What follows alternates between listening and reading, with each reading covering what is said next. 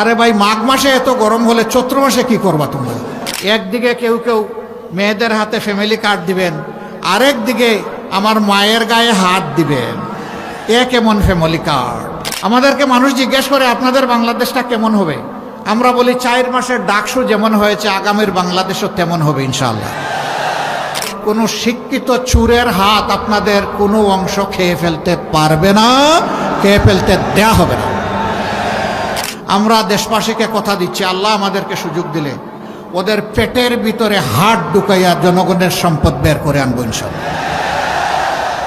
আমরা মনে করি যুবকদেরকে বেকার ভাতা দেওয়া মানে তাদেরকে অপমানিত করা। সাতক্ষীরার সাথে করা হয়েছে, এটা আর বাংলাদেশের কোনো জায়গায় করা হয় নাই। এটা হচ্ছে বুলডোজার দিয়ে আমাদের নেতৃবৃন্দের ঘর বাড়ি ভেঙ্গে চুরমার করে দেওয়া হয়েছে। এই জন্য চিৎকার দিয়েই বলছি, আমরা জামাতে ইসলামীর বিজয়